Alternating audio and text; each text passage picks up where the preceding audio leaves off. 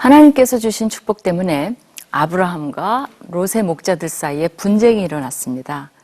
아이러니하지 않습니까?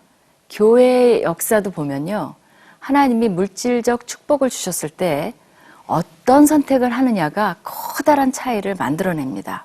그것을 가지고 선교에 쓰고 구제를 하고 복음을 전하는 수단으로 썼을 때에는 많은 영혼이 구원을 얻는 역사가 일어났습니다.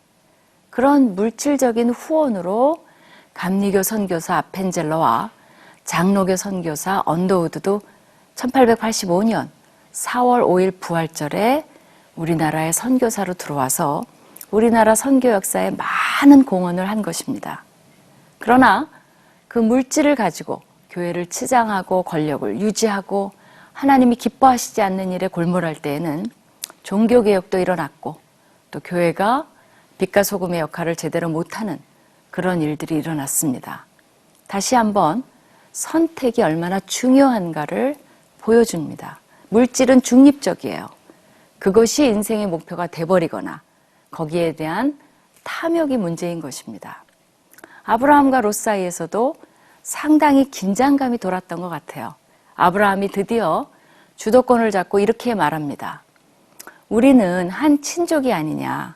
너와 나 사이에, 그리고 너의 목자들과 나의 목자들 사이에 어떠한 다툼도 있어서는 안 된다라고 말합니다. 그리고 아브라함이 네가 보는 앞에 땅이 얼마든지 있으니 우리 따로 떨어져 살자. 네가 왼쪽으로 가면 나는 오른쪽으로 가고 네가 오른쪽으로 가면 나는 왼쪽으로 가겠다라고 제안을 합니다. 아브라함의 어떤 면모가 보이십니까?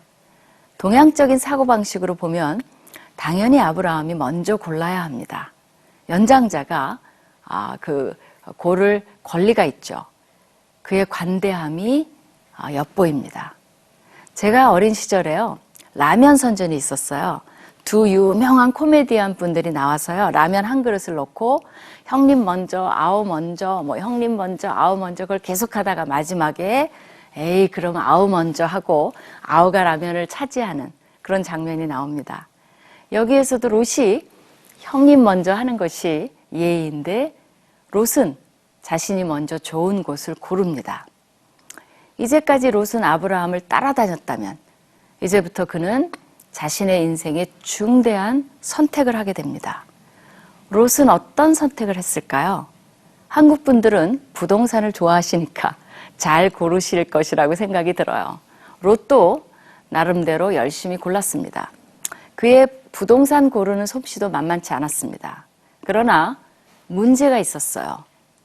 첫 번째 문제는 뭐였냐면요, 롯이 궁극적으로 소돔을 택한다는 것입니다. 불행히도 성경은 우리에게 여호와께서 소돔과 고모라를 멸망시키기 전이었다라고 가르쳐주고 있습니다. 이것은 이미 그가 잘못된 선택을 한 것을 보여줘요.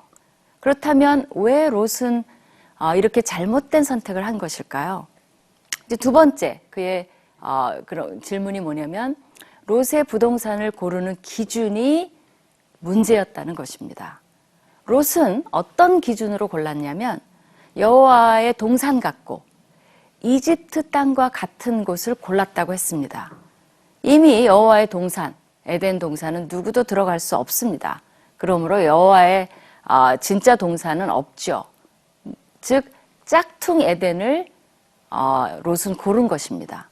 또한 롯은 기근 때문에 이집트를 방문했었습니다. 이집트는 여러분 아시다시피 4대 고대 문명의 발상지 중에 하나입니다. 그리고 아브라함 당시에는 이미 스핑크스나 피라미드도 존재했었어요. 또 당시에 이집트의 궁전들은 여러분 그 남은 유적들을 보면 아시겠지만 가나안 땅의 문명과는 비교도 안 될 정도로 규모가 거대하고 대제국을 보고 온 것입니다. 또 이집트는 식량도 풍부했습니다. 여러분도 현대에도 이집트에 방문해 보시면 알겠지만 그 나라가 비록 가난해도 야채나 과일 같은 먹을 것은 상당히 풍부합니다. 나일강을 끼고 여전히 농사가 잘 되고 있습니다. 바로 롯은 자신이 보고 온 그 이집트의 물의 풍요로움을 기준으로 삼았습니다. 그것과 비슷한 곳을 골랐습니다. 물론 스마트한 결정이에요. 그런데 그럼 무슨 기준이 잘못되었다는 것입니까? 라는 질문을 여러분이 저에게 할 수 있어요. 성경은 롯이 요단 온 들을 택하고 동으로 옮기니라고 기록합니다. 이제까지 창세기를 읽어보시면요. 이 동으로 옮긴다는 표현이 나오는데 공교롭게도 이것이 다 부정적으로 사용됩니다. 에덴을 쫓겨난 아담과 하와가 간 것이 동편이에요. 가인이 여호와 앞을 떠난 것도 에덴의 동편입니다. 바벨탑을 쌓은 자들도 동쪽으로 옮겨가다가 정착합니다. 이런 이미지들을 부각시키면서 저자는 롯이 동으로 옮겨간다는 표현을 통해서 이미 우리에게 롯의 행각에 대한 부정적인 이미지와 심판의 가능성을 가르쳐주고 있습니다. 그렇다면 동쪽으로 간다는 것이 도대체 지형학적으로 그리고 신학적으로 어떤 의미가 있을까요? 여러분이 현재 이스라엘 지도를 한번 펴보시면 서쪽으로는 지중해가 있어요. 그렇기 때문에 지리적으로 서쪽으로 갈 수는 없습니다. 이제 보면 주로 북쪽으로 간다, 뭐 동쪽으로 간다, 남쪽으로 간다 이렇게 나옵니다. 그렇기 때문에 동쪽으로 갈 수밖에 없고 또 동쪽으로 간다는 표현은 어떤 거와 밀접한 관계가 있냐면요. 가나안 땅을 벗어난다는 의미가 있습니다. 즉 하나님의 약속의 땅을 떠난다는 의미가 있어요. 롯은 너무나 중요한 기준을 잃어버린 것입니다. 가나안 땅이 아무리 척박해 보이고 물이 없어 보여도 그곳이 하나님이 약속해 주신 축복의 땅 아닙니까? 그렇기 때문에 롯은 그것을 신뢰하고 가나안 땅에 머물러 있어야 했었습니다. 하나님의 약속과 축복이 기준이 되어야 했는데 그는 인간적인 자신의 욕망의 눈으로 살 곳을 골랐습니다. 결국 그의 부동산 고르는 안목은 영적으로 빵점이었다는 거죠. 셋째, 성경은 아브라함은 가나안 땅에 거주하였고 롯은 그 지역의 도시들에 머무르며 장막을 옮겨 소돔에까지 이르렀다고 기록하고 있습니다. 근데 성경에서 또 뭘 가르쳐 주냐면요. 소돔 사람은 여호와 앞에 악하며 큰 죄인이었다라고 기록하고 있습니다. 여기서 중요한 건 뭐냐면요. 대조예요. 아브라함은 약속의 땅에 머물렀다는 것입니다. 그러나 롯은 인간적인 기준으로 그곳에서 옮겨가서 소돔에 이르렀습니다. 그런데 성경은 그곳이 여호와 앞에 악한 도시였음을 가르쳐주고 있습니다. 결국 칼빈이란 학자가 말한 대로 롯은 낙원에 산다고 착각했으나 지옥의 구덩이에 던져진 것 같다는 표현대로 되어버리고 맙니다. 넷째, 성경은 이렇게 해서 두 사람은 따로 떨어져 살게 되었다고 기록하고 있습니다.